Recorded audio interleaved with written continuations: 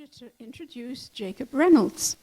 He is Bob Allen's son, and he's been grandson, sorry, and he's been a beekeeper for 5 years, and I'll let him take over from here.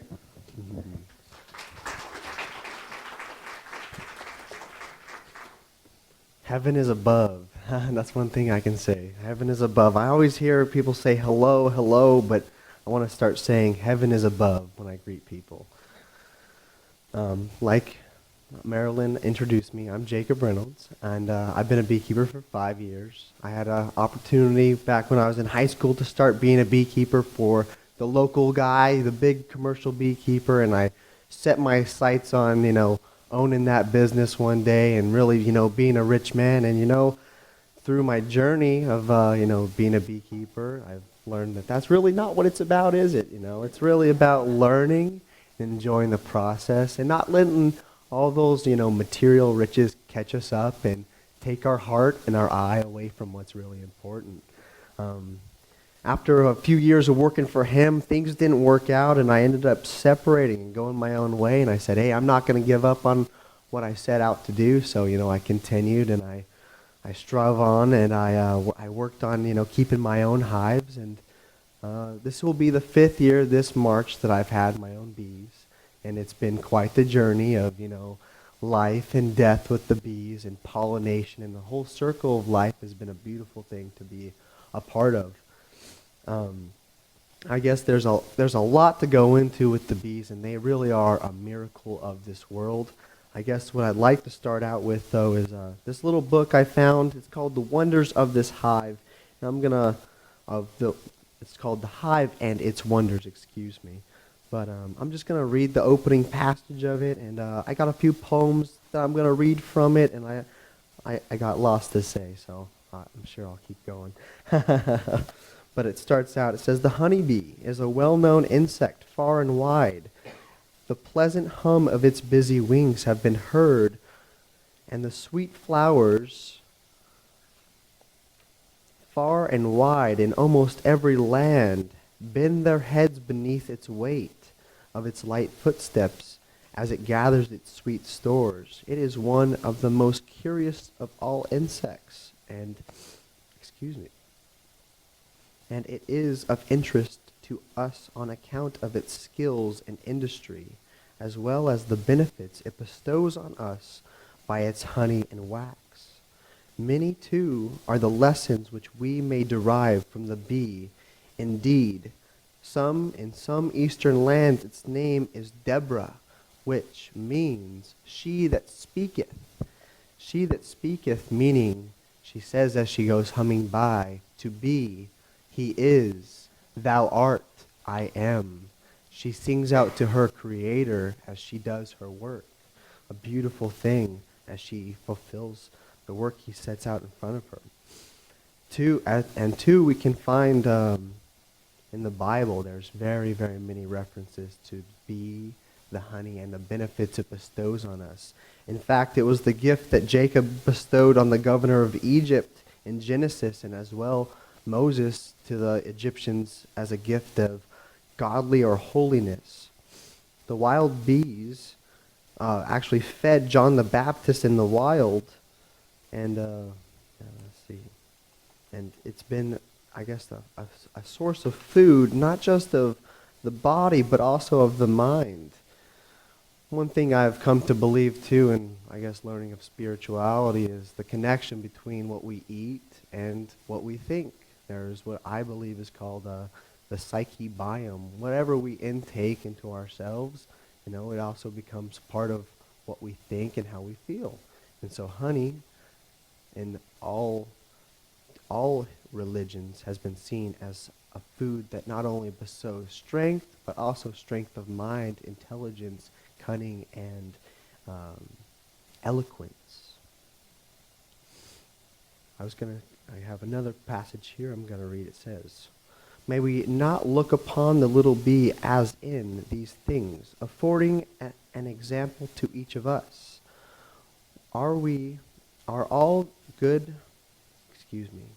all these good habits observed in our family? So that speaks to, I guess I jumped a paragraph, but it speaks to how the bees work in their hive, and how from the very moment they're alive, they waste not a second of their time, but first observe their sisters and then begin to clean their room. And from there, they each have their own job that is bestowed upon them, not by one of their older sisters, but by the Lord above, by the instincts given to them. So through these lessons, we may learn the good habits. Observe in our families. Do we not consider the wants and the happiness of those whom we love as placed in our care? We may go to the bees as well as to the ants to learn the lessons of true wisdom. The bees waste nothing of materials of her work or of the time granted to her to labor, but go on to lay on the stores of provisions for the time of need, rather than to enjoy the idle pleasantness of the sunny days. I have here, I guess, a song of the bees too. It says, "Come, honey bee, to our busy, with thy busy hum, to the fragrant trifles of the wild time come, and sip the sweet dew from the cowslip's head, from the lily's bell and the violet's bed. Come, honey bee, there is a spread for thee, a rich repast in the woods and fields, 1,000 flowers within our bowers, to thee their sweetest essence yield. Come, honey bee, to our woodlands come, there's a lesson for us in thy busy hum. Thou hast treasures in store in the hawthorn's wreath, in the golden bloom and the purple heath, and flowers less fair that scent the air, like pleasant friends, drop balm for thee, and thou winnest spoils by thy daily toil. Thou patient, thou thrifty, and diligent bee." May we not learn from the bee the wise man's lore? The hand of the diligent gathereth stores. She piles in her calling from morning till night, nor tires in her labors, nor flags in her flight. The numberless blossoms of every hue, she gathers the nectar and sips the dew. Then homeward she speeds, o'er the fragrance mead, and as she hums, as she goes, her thankful lay. So let us give thanks too for our daily supplies, as homeward and heavenward we hasten on our way. And that just speaks to how in the morning day, the bees wait for the sunlight to shine down. And as soon as that first dawn breaks, the bees break from their home and don't waste a minute of time. This is the song of the bee. We watch for the light of morning to break, the color of the eastern sky, with its blend of hues of saffron and lake, then say to each other, "Awake, awake, for winter's honey is all to make, and our bread for a long supply." And off we fly to the hills and dell, to the fields, to the meadows and bowers, to dip in the lilies and the snow-white bells, to search for the balms and the fragrant cells, the mint and the rosemary flowers, while each on the good of her sister bend, is busy and care for all. We hope for an evening of heart's content in the winter's light. Without lament, the summer is gone, and to its hours misspent, and the harvest is past recall. That just speaks to the bees. They don't mess around. If they mess around at all, then they won't have enough food for wintertime. And when winter comes, when that time of shortness comes, they won't have enough food to survive, and it will be time to lament and be very sad. It's said that a dying hive, when it's on its way out, will groan in the misery and defeat of, I guess the death of their sisters.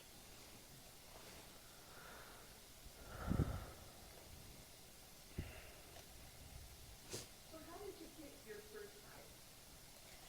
The first hives I bought from down in California. I bet, my friend Paul, he's down there. He's a beekeeper with his father, and I went down there and I met him, and I picked up several hives, and I brought them up to Washington, and I started pollinating for some of the farmers around here. I started out with the apples and the pears, and now I do apricots, cherries, pears, and apples. So it's a very, I mean, around here we have very many fruit trees, and without the bees, we would get our bloom, very beautiful, but without that transfer of pollen or that pollination, there would be no seeds and there would be no fruit. So that is a very important process, and it's where the honeybee makes her livelihood. She'll collect the nectar to create her honey, and she'll collect the pollen to create her bread. And the bread, I've also learned very much from the bees in the way of nutrition. I've gone to college, taken very many nutrition classes, and never got a very great understanding until I actually started to learn from the bees. The bees they go from their hive and produce and collect, I'd say, the finest of materials to make the most complete of all foods. The sugars that the bees make the honey out of are simple sugars that are so easily digestible. They're so ready for us to use. Our digestive system is very hardly taxed, and it energizes us. Then the bee pollen and the pollen offer us proteins and fats, all of them the best minerals and nutrients that we need. Are you using Italian varieties? I am, yeah. Italian and Carniolan, a mixture, I would say. A mixture. They're kind of, yeah. Italian is the sweetheart of America. America's darling since the 1600s. A bee will die if it stings you. Yeah, when she stings you, she has a barb on her sting, and it will be pulled from her body, and the venom sac that's attached will be pulled from it as well. Yeah, so she'll pass away, and so, whenever you're getting stung by a bee, it hurts her way more than it hurts you. And if it's to be believed about the bee sting as well, I guess it depends on allergic reactions, but the bee sting is made up of a special protein produced in the bee's body, and when left into our body actually uses it to rebuild tissue. So in cases of rheumatism and arthritis, it's actually been used since ancient times as a cure for those kinds of illnesses. I have, yes. That is a constant battle for beekeepers, and it's the cold weather up here in Washington definitely doesn't help. When they first brought bees to the Pacific Northwest, it was one of the last places ever to receive bees. They came in like the year 1850 or so, and when they first brought them here, they said, "Do not bring bees to Oregon or Washington because the winters are just mild enough that the bees will fly, and then the cold wind will come and it will wipe them out." So that's always something that we're struggling with, and a lot of the time I do take my bees to California and I pollinate the almond groves down there before I return home too. Yeah, so that's hive die-off is a definite thing, and pesticides and pollution definitely don't help us out when it comes to that either. So the bees are very fragile, and they're very important to our way of life as well, but it's definitely a battle always. What can we do as both people who are not beekeepers to make sure that the wild bees are surviving? I guess since ancient times we've had wild bees, and in the early days of America there were very many wild bees. Nowadays there's not as many, but also when we first brought bees to North America, bees or Apis mellifera or Italians, they're all imported from Europe, so they're not native to being over here. They actually, most of the time, with the colonies and the pioneers of America, they would all bring their bees with them. So to ensure that you have good pollination in your orchard or in your garden, I would definitely recommend everyone have a hive of their own. It was oftentimes that, in the old cottages on the southern side of the home, they would all have beehives, and it would be that there were almost more beehives than there were people in the home to satisfy the people's needs for honey. So, That's always a fight, when it comes to pollinators, especially in the city. There's not a lot of people who keep them, but I think that keeping the bee alive is a practice of people.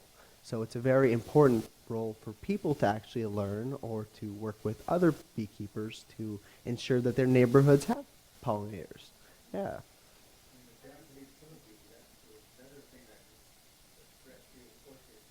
Yeah, yeah, definitely. I've been seeing those around, those big old yellow jackets. And the thing is too with those yellow jackets is we've got ball-faced hornets, we've got all the yellow jackets. It's really about defending our bees and having, make sure their homes aren't super accessible for those kinds of predators to get to them. Because, when the bees out in the foraging, birds will swoop down and eat them. And, death is kind of a way of life for the bees. They're not afraid, and they go out there fearlessly, and some of them don't return home. But those killer hornets and all that stuff, as long as we're protecting the hive and we're doing our best as beekeepers to guard against that, then it's really on us. It's our responsibility, I guess, to take care of those bees and, I guess, manage those other pests. I do have a passage here too. Oh, excuse me. So the bees, they'll create their hive out of what they collect, right? Like I said, they'll collect the pollen and the nectar, and after they take in nectar, their body actually will grow, kind of how we do fingernails, but it will be fingernails of wax. And then after they produce this wax, they'll go through a process of chewing it and regurgitating it, and it turns into what we see as beeswax. And I have some displays in the back to show more physical examples. But this wax is a very beautiful substance, and let's see here. Wax is a substance very quickly softened and dissolved by heat applied to it. An illustration of this property, this actually jumps a little too fast, but this substance, I guess I would say, is the body of the hive. The bee may die, but the hive that it builds is the eternal body of the colony. That's where their collective consciousness is at, and that's where they collect all their foods and stores for winter. But this wax is what encases all those substances and holds not only the food, but also the cradle of the bee and the next generation of the bee. So this wax symbolizes the body, the eternal body of the hive. And just as we burn candles, the Catholic Church for a long time would burn beeswax candles exclusively for Mass and such, because of the symbolism of the wax being the virgin body of the beehive, collected by the virgin workers, and produced by their own bodies. This wax burns cleanly and represented to many Christians the body of Christ, given to him by his virgin mother. And by burning the wick, we would symbolize his soul, and the actual flame would represent his divinity and his resurrection. So bees and beeswax have been a very important thing. Here in the scriptures we find some illustrations of the properties evident. Here's a psalmist who describes in the 22nd Psalm the suffering of the Messiah. He says, in the Messiah's point of view, "My heart is like wax. It is melted in the midst of my bowels." That's a heavy statement to say. Again, in proclaiming the majesty and glory of God, in the 97th Psalm, he exclaims, "The hills melted like wax at the presence of the Lord, at the presence of the Lord of the whole earth." This figure is a striking one to point out how those who remain enemies of the Lord shall be utterly destroyed and perish before him.